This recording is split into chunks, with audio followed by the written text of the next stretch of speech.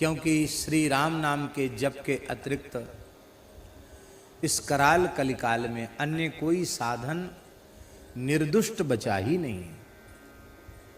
युग की भयंकरता के कारण, काल के दुष्प्रभाव से सभी साधन विकृत हो चुके हैं। सब में कोई न कोई दोष आ गया है। केवल और केवल श्री राम नाम ही ऐसा साधन है जो निर्दोष है। सब चीज मिलावटी हो गई। बीज संकर हो गए, संकर बीज। शुद्ध बीज उपलब्ध नहीं है खेती में, सब संकर बीज।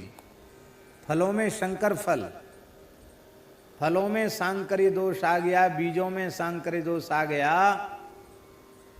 दूध दही घी सब मिलावटी हो गया। मिर्च मसाले खाने पीने के पदार्थ तो मिलावटी है। मनुष्य मिलावटी हो गया। मनुष्यों में वर्ण संकरता आ गई। जहर भी शुद्ध मिलना मुश्किल है, जहर भी मिलावटी मिलता है। ऐसी स्थिति में जिसमें किसी काल में, किसी अवस्था में किसी भी प्रकार की मिलावट संभव न हो, वह क्या है? वह केवल और केवल श्री राम नाम है, हरि नाम है, कृष्ण नाम है। चाहे जैसा कराल कलिकाल आ जाए, भगवान नाम में मिलावट संभव नहीं।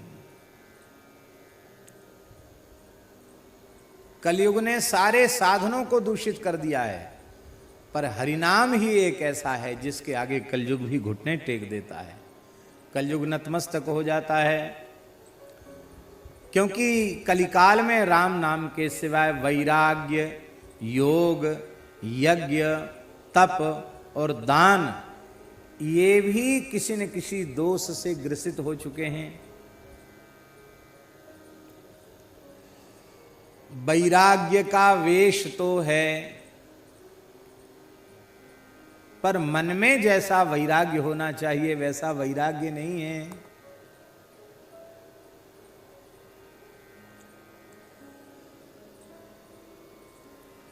समय ऐसा है कि आपके मन में वैराग्य भी हो और किसी निर्जन घोर जंगल में जाकर आप सोचें कि वहां रह के हम अपना साधन करेंगे, भजन करेंगे, वहां भी कोई न कोई उपद्रवी तत्व पहुंच जाएंगे।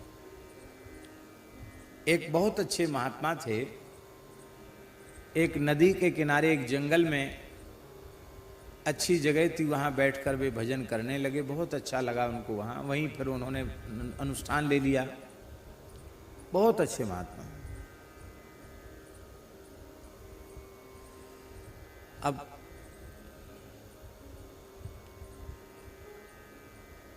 भेड़ बकरी गैया भैंस पशुधन लेकर जंगल में चरवाहे चराने आते थे। उन्होंने देखा यहाँ अच्छी जगह है, महात्मा के हैंडपंप भी लगवा दिया था किसी, हैंडपंप भी है, पानी का सहारा भी है। वहीं वो लोग दिन में बैठ जाते, वहीं जुआ खेलते, ऊट पटांग चीज भी करने लगे, खाने पीने भी लगे। महात्मा को बड़ा विक्षेप हुआ। कभी कभी उन महापुरुष के दर्शन करने जंगल में दूर दूर से लोग आ भी जाते थे।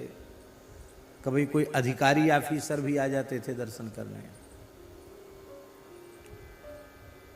तो महात्मा तो मौन रहते थे, बहुत कम से कम बोलते थे। तो उन्होंने बड़े प्रेम से उन लोगों को समझाया कि भैया देखो, यहाँ आना किसी को मना नहीं, जंगल है, पर यहाँ ये सब उटपटांग काम मत किया करो। गाली गलौज, लड़ाई झगड़ा, उल्टी चीज पलटी चीज, खाना पीना, ये सब यहाँ मत किया करो। बड़े प्रेम से मना किया उन्होंने। वे बदमाश से उन्होंने सबने विचार किया कि इस बाबा जी बड़ा प्रभावशाली है, बड़े बड़े अधिकारी भी इसके पास आ जाते हैं, कहीं थोड़ा इसने इशारा कर दिया तो हम सब तो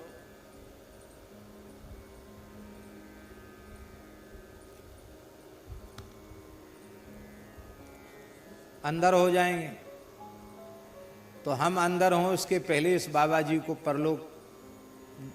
परलोकगामी बना दें, इसका महाप्रस्थान करा दें।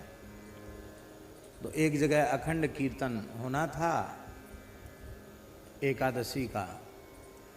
उस कीर्तन में सम्मिलित होने वे जा रहे थे। शाम का समय था, वे छिपकर खेत में बैठ गए बदमाश, और कुछ कारण नहीं, कुछ महात्मा ने कहा नहीं, बिना पीछे ही लाठियां मारने लगे। दुबला पतला शरीर था महाराज जी, पधार गए। वे अपनी जान तो मरा छोड़ के चले गए थे, लेकिन थोड़ी उनमें चेतना थी। राम राम राम राम करते रहे। जिले का कलेक्टर और सब आ गए। वे उन लोगों को पहचानते भी थे, क्यों काफी समय से वहां रह रहे थे। लेकिन एक ही बात, मेरे द्वारा किसी प्राणी को पीड़ा न पहुंचे, हमारे किसी प्रारब्ध का फल हमारे शरीर ने भोगा, इसमें किसी का कोई दोष नहीं है। अब हम निवेदन यह कर रहे थे कि उन महापुरुष के भीतर तीव्र वैराग्य था और भजन की निष्ठा थी, इसलिए भीड़ भाड़ में, शहर में, गांव में उनका मन नहीं रमा और उन्होंने जंगल पसंद किया। और जंगल में भी अकारण दुष्टों ने उनको मार डाला।